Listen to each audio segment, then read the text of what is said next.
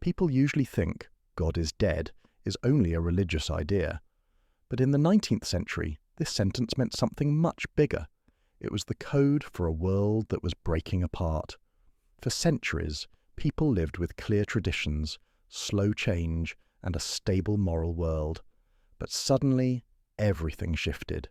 Industry grew, cities exploded, science challenged old beliefs, and the modern individual was born. The old sources of meaning collapsed.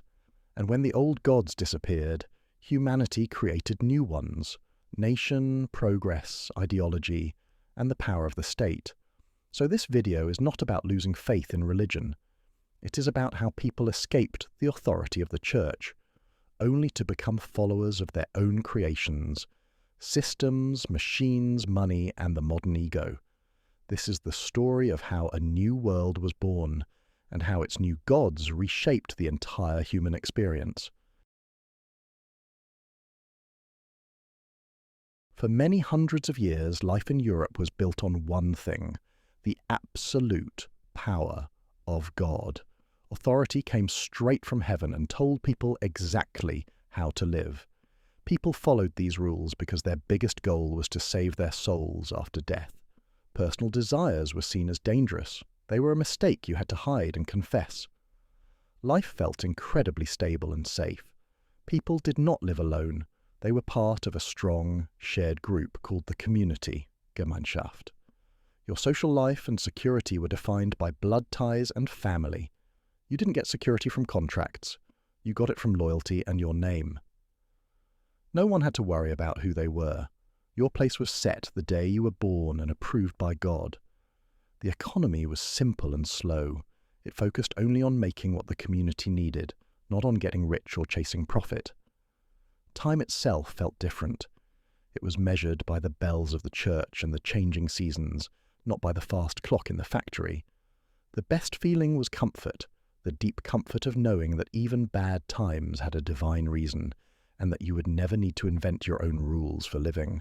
This was the safe, heavy, and complete rule of God. But in the 19th century, this stable order began to shake, not just from one direction, but with huge pressure coming from everywhere at once. The ground that held up the world began to crumble. The shock was not just about faith. It hit the economy hard. The slow, stable, centuries-old economic system based on land was suddenly ending. Now, the people holding the money and power were not landowners, but big merchants and new, rich businessmen. Money and trade became the new, fast, and often cruel center of social power. The economy changed too quickly for people to keep up.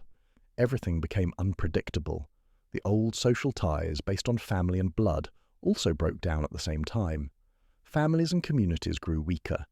People were moving quickly into huge cities, connected only by contracts, living among millions of strangers. A new, fast industrial order was being built. The pace of life was terrifying. But the familiar system of the church was completely foreign to this complex, fast-changing world. The church did not have the rules to regulate this new trade, this new ambition, or this new speed of life. The old sermons offered no comfort against factory debt. People were in a state of great shock and confusion. They felt a deep, cold fear. They did not know who would make the new rules when the old ones no longer worked. Everyone was desperately trying to find their place, trying to redefine who they were in this quickly changing world. They looked up for guidance, but they found only silence. This massive, cold reality was the answer they received. The great empty space was quickly filled. New gods were rising, and they were powerful machines. First, rules took the place of God in government. The new master was reason. Governance was based on cold, printed logic. The nation-state and rational bureaucracy took the place of the church's moral oversight. The government became a giant machine run by strict formulas, not by kindness. The individual was a small subject controlled by rules they could not question. Second, money took the place of salvation in the economy. Capitalism was born. The old moral goal was replaced by the terrifying demand for endless profit and constant growth. The market became the new boss, demanding total efficiency. This freedom also meant that all moral limits on wealth were gone. humans started the unlimited exploitation of nature, viewing it only as a resource to be used for profit. Third, your own self took the place of the community. People were told they could worship their own ego.